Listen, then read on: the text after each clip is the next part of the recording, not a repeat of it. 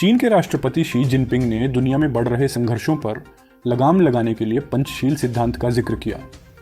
शुक्रवार को पंचशील के सिद्धांतों की स्थापना की 70वीं वर्षगांठ थी। इस अवसर पर शी जिनपिंग ने शांतिपूर्ण सहअस्तित्व पंचशील के 5 सिद्धांतों का जिक्र किया। भारत ने शांतिपूर्ण सहअस्तित्व के 5 सिद्धांतों को पंचशील नाम दिया है। ग्लोबल टाइम्स की रिपोर्ट के मुताबिक चीनी राष्ट्रपति ने कहा कि पंचशील के 5 सिद्धांतों ने समय की मांग को पूरा किया। उन्होंने कहा कि पिछले 70 सालों में बार बार यह साबित हुआ है कि चुनौतियों का सामना करने और बेहतर भविष्य बनाने का एक प्रभावी तरीका एकता, सहयोग, कम्युनिकेशन और आपसी समझ को बढ़ाना है। जिनपिंग ने इस मौके पर ग्लोबल साउथ में चीन का प्रभाव बढ़ाने पर जोर देने की बात की। उन्होंने ये भी कहा कि शांतिपूर्ण विकास के रास्ते पर बने रहने, सभी देशों के साथ दोस्ती का व्यवहार रखने और दुनिया भर में साझा विकास को बढ़ावा देने के चीन के संकल्प में कोई बदलाव नहीं आएगा। जिनपिंग ने अपने संबोधन में कहा कि शांतिपूर्ण सहअस्तित्व के 5 सिद्धांतों की शुरुआत एशिया में हुई, लेकिन जल्द ही ये विश्व मंच पर छा गए। उन्होंने कहा कि पंचशील ने समय की मांग को पूरा किया और इनकी शुरुआत एक ऐतिहासिक घटनाक्रम थी।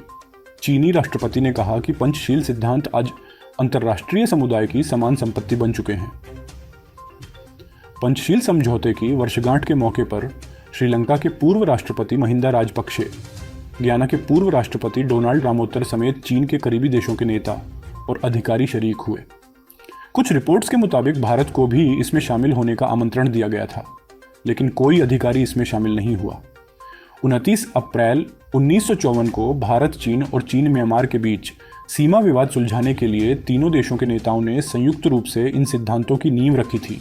चीन में इसे शांतिपूर्ण सह अस्तित्व के 5 सिद्धांत, जबकि भारत में पंचशील का सिद्धांत कहा जाता है। तब भारत के प्रधानमंत्री जवाहरलाल नेहरू और चीन के प्रधानमंत्री चाउ एन-लाई ने पंचशील के सिद्धांतों पर सहमति जताई थी।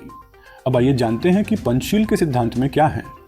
दरअसल पंचशील के सिद्धांतों में एक दूसरे की संप्रभुता व क्षेत्रीय अखंडता का सम्मान, गैर आक्रामकता, एक दूसरे के आंतरिक मामलों में हस्तक्षेप न करना, समानता और पारस्परिक लाभ तथा शांतिपूर्ण सह अस्तित्व है। इस समझौते के तहत भारत ने तिब्बत को चीन का एक क्षेत्र स्वीकार किया था।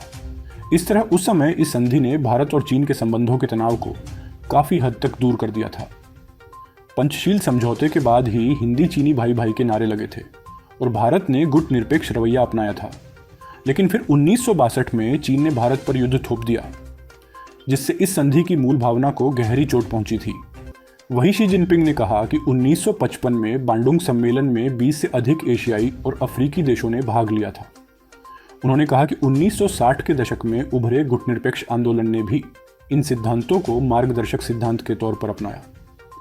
अमेरिका और यूरोपीय संघ से बढ़ती रणनीतिक प्रतिस्पर्धा का सामना करते हुए हाल के वर्षों में एशियाई, अफ्रीकी और लातिन अमेरिकी देशों में अपना प्रभाव बढ़ाने की जुगत में लगे चीन का भारत और अन्य विकासशील देशों के साथ संघर्ष हुआ है। इन देशों को मोटे तौर पर ग्लोबल साउथ कहा जाता है। शी ने कहा कि चीन ग्लोबल साउथ सहयोग को बेहतर ढंग से समर्थन देने के लिए ग्लोबल साउथ अनुसंधान केंद्र की स्थापना करेगा। बाकी आपका इस खबर पर क्या विचार है, हमें कमेंट में बताइए और देश दुनिया से जुड़ी खबरों के लिए वार्ता 24 न्यूज़ चैनल को सब्सक्राइब करें। आप देख रहे हैं वार्ता 24।